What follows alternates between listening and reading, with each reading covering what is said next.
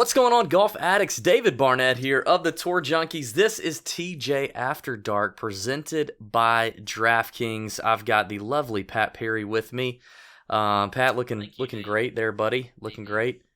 Happy to be here, man. Happy to be here. Let's get into this, man. We've got a full field with a cut event on the PGA Tour going on right now for all those who care. Finally. Yeah. So it's a big deal. You got to get 6 of 6 through the cut. You need an edge. We've seen this golf course a number of times. Why don't you tell us a little bit about it, some strategy, and your key stats and such, and then we'll get into some areas of disagreement because you and I had quite a different approach. We did on tonight's podcast. So we are at El Camaleon Golf Club in Playa del Carmen. Not Playa del Carmen. Playa del Carmen, Mexico. This course plays as a par 71, just under 70,000 yards. Just under 7,000 yards. It's a fantastic course. It's a resort course. You got large greens here, paspalum greens. We don't see that all that much as far as the green surface here this week. And it's just an easy course. It plays as one of the easiest courses on tour lately. You look at the par 3s here, nothing is longer than 150 yards. The par 5s are very easy on this course.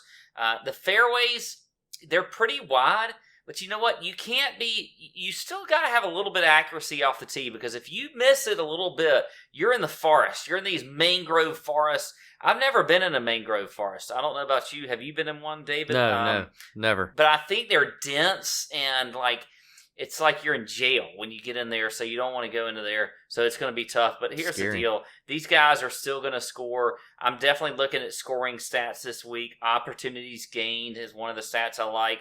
But I'm still looking at ball striking. I like history here. We've got a lot of history. They've played this course since 2007 this year. But again, this is going to be a scoring fest, a birdie fest. You want to get cut makers for sure, but you got to get guys that are going to score on this course. So we'll see what happens.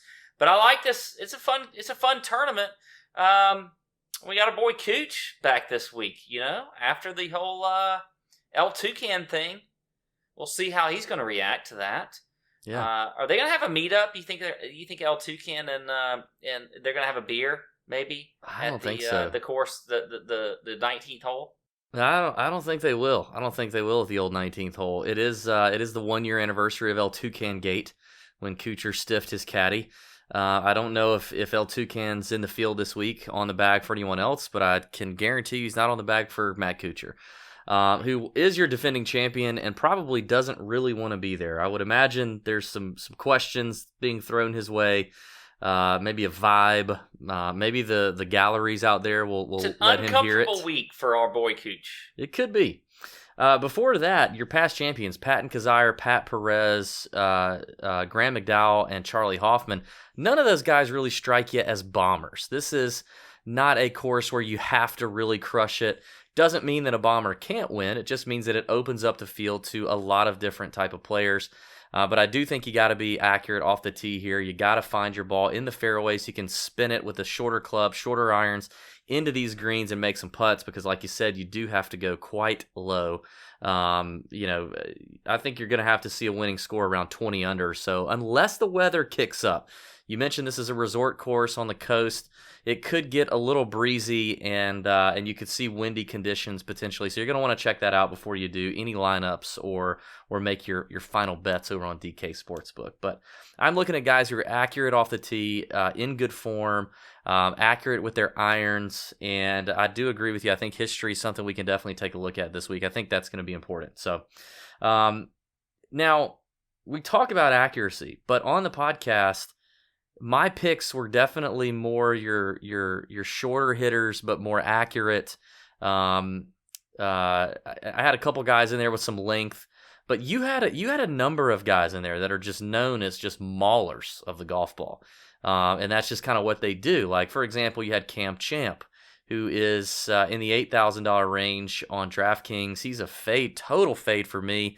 I mean, you get Cam Champ. His greatest asset is the length off the tee. He's the longest hitter on the PGA Tour, and you take the driver out of his hand on some of these holes. Now, yeah, some of these holes he can use it, but on a couple of these par fours, he's not going to be able to hit driver. That's his greatest weapon. Yeah, he's going to club down. He'll still be in the fairway, but now he's just average. He's just a regular guy, and you take away his greatest assets. So I can't buy into the Cameron Champ play. Well, here's the thing. I don't think that actually he's going to have to club down on every hole. I don't think that's necessarily the case with this course. And look, if you look at the last 5 years, if you want to go back and look at stats as far as driving accuracy is concerned, yes, it's important to be accurate, but the guys that have finished in the top 15 who have won this tournament, they're not necessarily like finishing, first, top 10 or whatever as far as driving accuracy. They've been okay, but they haven't been just literally hitting the fairway every time. And you can still score on this course if you pull the driver out, which I think he's going to do. And Cameron Champ finished 10th last year, and he had sort of a disappointing year, really, by his standards, or really, I don't want to say his standards, but what everybody put on him going into the year. But then he got a win just a few weeks ago in the fall, which I think was important for his confidence. He showed that, he wasn't just a one-hit wonder, and he can dominate golf courses with his length, with whatever else, but he's also a great ball striker. He's 10th in the field in ball striking. So I think Cam Champ, and he's also just a scorer. I mean, the guy, when you get on an easy course, he can absolutely dominate it and score on that course. He's got 3 par 5s here that are basically par 4s for him. I mean, every single par 5 on this course is literally, he should birdie all of them. And that's going to give him a head start in general. So I just like Cam Champ in that sense, and I think he's going to get a little bit of an ownership. He's not going to be that high owned at this price range. So I do like Cam Champ. And look, I was the first one last year who said I think he was overrated going into the year, starting with the Sony Open. Yes, you did say that. I said he was overrated, and it worked out. But now I'm turning the page a little bit on Cam Champ, and I think he's going to have a big year this year, and I'm excited for him. And I think it's going to start this week at Mayakoba. Now, for me, I am not as big on Victor Hovland as you are. This guy's a stud that just checks every box, and everybody loves his stats and everything else. But what has he shown us? I mean, other than he's up there, but he's not winning yet. And if you're going to play him at this price this week, I mean, he is literally 11-2. He's the second highest price guy outside of Cooch, who I think he should fade easily. He's going to have to finish 5 or better, I think. Probably. And it's just, I don't know about him for Hovland. And he hasn't really played all that great lately. And you've been fading him yourself. So why all of a sudden are you just going to play him at 11-2? I know. He's because here's the thing. One of the things you talked about was his price got a little bit lower. Maybe I'll play him then. And all of a sudden now he's 11-2. And all of a sudden you're going to play him. And I don't get it. You know what? We don't talk about who we're going to have to defend on this show beforehand. We just kind of get a hunch based on the podcast. I got no defense, man. I just have a feeling. That's all it is. The kid is so talented. He is such a talented player. He is going to win. Now, I have been fading him. You're right. And it has been paying off because he's been a top 5 owned guy. He's been a top 5 priced guy. And his best finish in the last couple weeks, like a 30th. But I just feel like it's coming. I feel like it's really close. I feel like, he's just too good. And I just want to be there. I don't know. I guess we'll see. I guess we'll just see what happens. I mean, he's definitely not my favorite play above $9,000. We talked about a couple other guys on the podcast that I like a lot better. But if I'm going to pick a guy in the $10,000 range or higher, it's going to be Victor Hovland. I'm not going to bet him on Sportsbook. I'm not going to do that. And I'm not going to play him. You definitely shouldn't play him in any kind of cash contest. I just, maybe some GPP one exposure. Thing I'll interrupt you here. I got to say is that because you faded him and because he's actually been a good fade over these last few weeks, I don't see any way that he doesn't have an ownership dip here this week. Like you're probably going to get him at the least, especially at the price he's at the least amount of ownership all fall that you've gotten Victor Hovland. Wouldn't you think? Yeah. Or not? I mean, let's take a look. I mean, I feel like he's been extremely chalky. Yeah. I mean, so The CJ Cup this past couple weeks ago, he was 17% owned on average in tournaments on DraftKings. The we're Greenbrier talking short field events though. So the Greenbrier he was 34%. The Wyndham he was 25. I mean he's definitely a very popular player that a lot of people are wanting to play. But with the recent results, being a 41st at the Zozo and a 31st at the CJ Cup. Maybe I do get him at a little break in ownership. If I do, I would love to have that. So yeah, that's all I got. I mean, I don't hate this pick as much as I hate the Cam Champ pick. I just don't like the Cam Champ pick. I love Harold Varner III, but it just speaks to our difference in approach here with Harold Varner III. Like again, one of his assets is his length. Now, he plays well on a lot of different golf courses, and he has played well here. But from an accuracy standpoint off the tee, it hasn't been very good for Harold Varner lately or in the long term. So, I don't know. I just can't quite get behind that one. I hear you there, but he's played well here in the past. I just think that, and he's played well recently. So, I think Harold Varner is a good play this week. He's like I said, he's got 2 top 10s here, so I think that and just look at the way he's played. I mean, I don't know. I think he's a great play, so I'm all over him this week. I don't. Now look, he's not a cash play or anything like that, but I just disagree with the whole accuracy thing. I do think it's important. But I think these bombers are going to have the advantage, especially when it comes to the par 5s, and that's what I'm looking at for sure. So there you go. Okay. All right, let's talk about some DK Sportsbook bets, Pat. I make a pretty large jump on the sportsbook here. I've got my shortest odds player is Emiliano Grillo at 35-1. He checks every single box. He's played this place great. We've not really seen Grillo win a whole lot. He won, I think, his rookie year coming off the web.com in a fall event. But I don't know. He's definitely hitting the ball well. He checks all the boxes there. Great record here. Like I said, 35-1. I will throw a little unit on that at 35-1. But then I take a massive leap, and I'm going to 90-1. And I'm talking Ryan Armour and Vaughn Taylor, both deadly accurate players. Ryan Armour finished, let's see, where is he? Finished 8th at the Bermuda just a couple of weeks ago.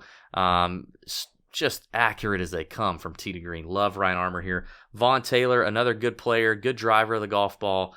I love Vaughn Taylor. A young guy from the web.com or Korn Ferry Tour is Xinjun Zhang, who's been playing extremely well. He's also played this event a couple years ago, finished T20. He's checking every single box. He's 100-1 on DK Sportsbook. And then I'm going to give you a couple more. Fabian Gomez, 110-1, accurate player. Finished 7th at the Bermuda just a couple of weeks ago. Really like Fabian here. Adam Long at 175-1. Adam Long, a PGA Tour winner just this season. He's making cuts. He's got decent finishes right now. He's accurate off the tee. Good iron play. I do not understand the Adam Long hate at 175-1. I think Adam Long has as good a chance of winning this golf tournament as anyone I've named so far, except Emiliano Grillo. I think he's got just as good a chance of winning as Ryan Armour, Vaughn Taylor, Zhang, Fabian Gomez, and he's 175-1. I'm also going to throw a top 10 bet on Adam Long at 14-1. I like the top 10 bet on him on DK Sportsbook. So that's me. That's what I got. Okay, I like it. Well, my shortest odds guy, and I think I wasn't paying attention because I think you may have mentioned this guy, Grillo at 35-1. Did you mention him? Yes, you did. I thought you did. He is definitely my shortest odd guy at 35-1. Another guy at 70-1, Nick Taylor. Now, I'm not playing him on DraftKings. I don't know if I'm that confident, but I think he's Nick a guy Taylor. That he could pop. Look, he finished T29 at the Shriners. He was top 10 at the Safeway. He's played decent here in the past. You look at his history here. It's not all that terrible. I can't see him now, but yeah, top 15 a few years ago in 2017. So I do like Nick Taylor at 70-1. Another guy that I hate to play on DraftKings because the guy will just absolutely kill me, but that's Si-Woo Kim at 90-1. Has a great history here. He's got a 3rd, a 17th, and a 26th in his last few tournaments here, and he scares me. He could miss a cut or he could win. But at 90-1, I'm willing to take a little bit of that risk there with him. And then a guy I did mention on the podcast that I like in that 6K range on DraftKings for your tournament plays, and that's Scott Harrington at 110-1. I like him this week. You know what? He finished second at the Houston Open. He's just been a very solid player coming off the Korn Ferry Tour. I think he's got a good chance to win again this week. He's just a solid player that I like to watch him. He's fantastic. So checks the box, all the stats. And being all fantastic, of being fantastic.